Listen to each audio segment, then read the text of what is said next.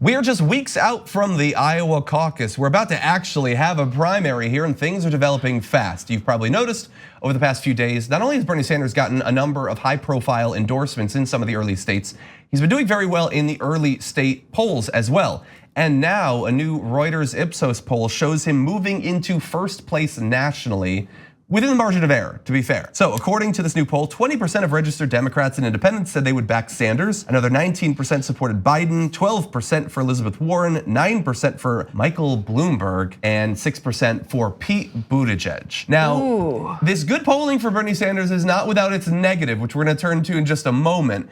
But if you're going to start doing even better in the national polls, right on the eve of the first primaries and caucus is probably a pretty good time for that to happen.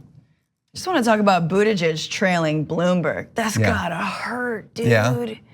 All the wine in the world from all the caves of all the wine caves. That's not gonna help you with that. Oh, that sucks. I know, to see him come in. But also like stand for something, dude. Maybe that'll help you. That's good advice. You know, that just a little me to you.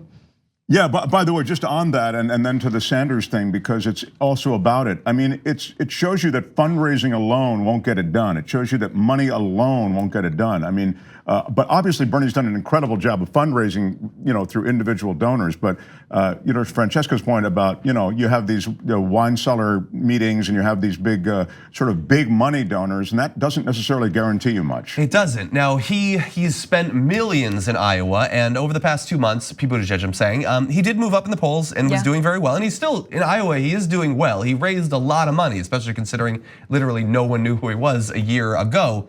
But that Mike Bloomberg thing, the most amazing number, and I just have to say this, Mike Bloomberg has now spent $250 million in this race. And look at how little look at how little benefit he's gaining. I mean, he is at 9%. To stop climate change, guys. He's got to spend instead of listen. He could cut out the middleman and just spend all that money on stopping climate change, but instead of that, he's got to be president first.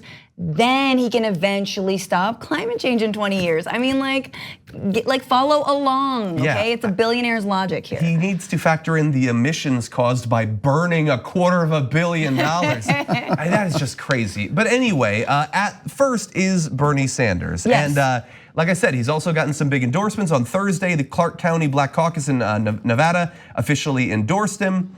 You have Mark Pocan, Democrat from Wisconsin, co-chair of the Congressional Progressive Caucus, also issued an endorsement. There's been a few others as well, Make the Road Action, and a few other groups too. But he is also now, I think, because of so much good news over the past couple of weeks, there is this pushback from the people who are increasingly getting nervous about his chances. For a year, it was easy to be like, oh, whatever, Biden will put him away or someone else will take him out. But that's harder to imagine now when we're about to hit Iowa.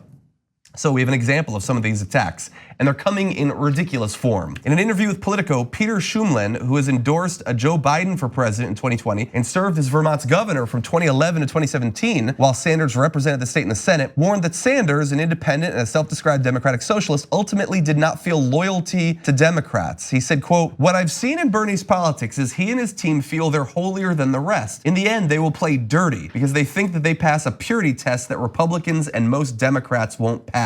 So when you think of Bernie Sanders, dirty politics, underhanded. Those are not things. And dirty at the same time. Dirty, but it's a purist test. Like, what is this pure? The purism is around not accepting corporate donations. I mean, he can pass a purity test that others can't pass. I mean, first of all, let me just say that. I mean, he is passing a purity test when it comes to fundraising that no one was passing prior to Bernie Sanders really entering the race and making it something that people realized, oh, this is a goal that we can actually achieve. I don't think, this is what you're gonna see though. You're gonna see him painted as a socialist, you're gonna see him painted as a communist, you're gonna see moneyed interests, Wall Street and corporate big oil, fossil fuel businesses and interests. Private healthcare industry. Healthcare. Thank you. Very important. The insurance, health insurance industry. They are going to go after him, and it's really going to be rough. I mean, I think what you're seeing is sort of everything happening in plain sight. The other stuff could happen in sort of the way that we saw sort of the Trump attack ads run on Facebook and in other forums that really could have a damaging effect on Bernie over time. And that's why this week, after everything that the progressive movement has been through in terms of the Warren camp instigated rift between Bernie and Warren, I think was so hard because for me, I felt like not only were they, in my book, baseless and unsubstantiated claims about things that he had said, but that they also echoed a narrative from 2016 around the Sanders camp and Bernie Sanders specifically being divisive and not getting on board with the Clinton campaign. And it's like, was he not on board with Clinton because he was bringing up issues on which they differed? Was he not on board? Was he not loyal to Clinton because he was bringing up fracking or he was bringing up foreign policy and her vote for the Iraq war? Like, what are we actually talking about? This is the candidate who on stage in front of the entire world said, I'm tired of hearing about your damn emails. Yeah. He deliberately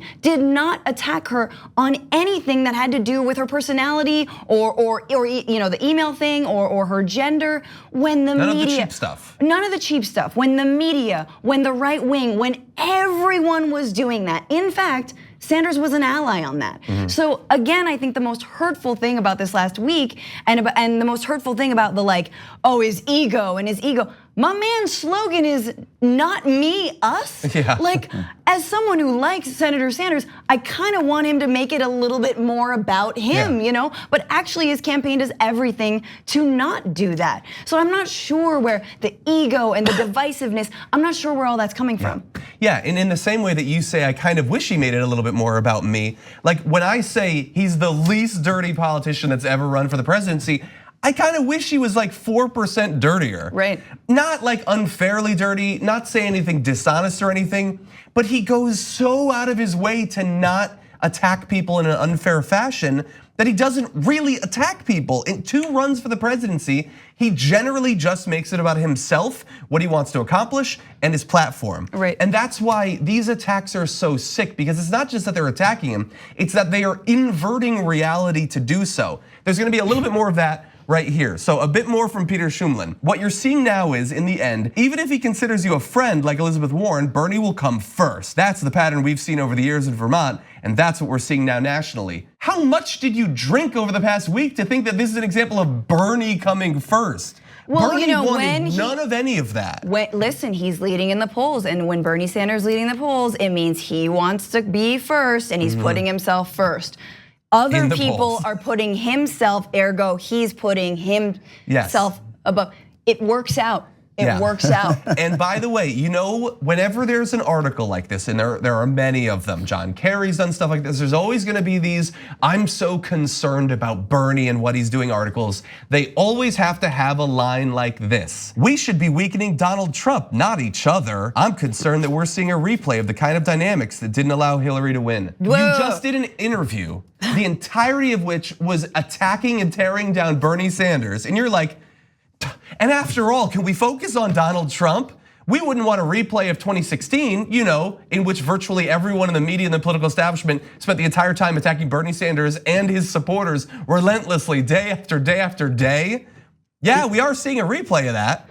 I think we're seeing a replay and we're gonna see it even worse. And in fact, I feel like if anything in 2016, there was more ignoring of the Sanders campaign than there was attacking him over and over again. What there was complete inflation of the Trump camp and an inflation of Clinton, the scandal around Clinton's emails that absolutely all, every media outlet participated in.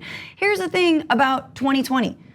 I mean, like it or not, Sanders is actually the most electable candidate in this race. Why? John just said it. The entire political establishment failed us in 2016. The Democratic political establishment failed us. They put up a candidate who was weak. They insisted on this weaker candidate who did not campaign in the states that we knew that she needed to campaign in.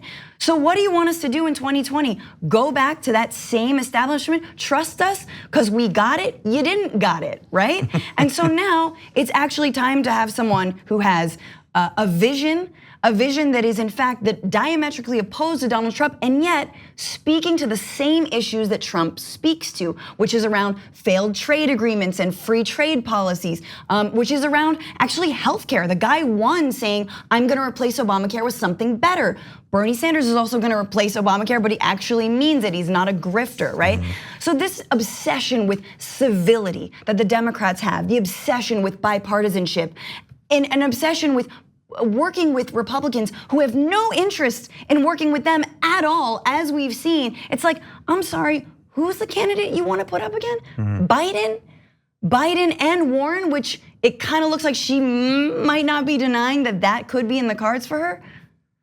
Do we want to lose again? I mean, that's the thing. He's the most electable. People know it. He's got the record and he's got the base. He's got the movement behind him. You can ignore all of that and just call him a democratic socialist. And of course, as Mark pointed out, the lobbying interests and the moneyed interests will absolutely do that. But if you want to beat Trump, if you want to win, I think this is your guy. Well said. Well, there's a lot there, and I sign on to all of it. I mean, I think it's exactly right. The other thing I would just say in relation to the attacks is, again, they're going to come in a lot of different ways, especially if Sanders maintains these leads. I mean, you're going to see just what we've seen there. He's not a mainstream Democrat. Exactly why so much of the Democratic Party, which reflects mainstream interests, they're all going to come after him. They're going to come after him in op-eds. They're going to come after him in ads. They're going to come after him with money. It's going to get dirty, and it's not going to be dirtiness from the Sanders side. No, and if he goes 3 out of 4 in the first 4 states, that's going to generate momentum, but it's not the only momentum that's going to be him electorally. It is going to be way more op-eds, way more media appearances. Just wait to see what happens after he wins Iowa and New Hampshire. TYT is all about challenging and disrupting the status quo, and so is Aspiration. Aspiration does not invest your money into fossil fuel businesses that harm our planet, such as pipelines and oil drilling. Instead, you'll be able to fight climate change with tools like AIM, the Aspiration Impact Measurement, and Planet Protection. They also don't hit you with outrageous fees for you to access your own money. You can even earn cash back and get free ATM uses up to 5 times a month. Head to aspiration.com/TYT to learn more. For a limited time, get 30 days of free TYT membership when you sign up.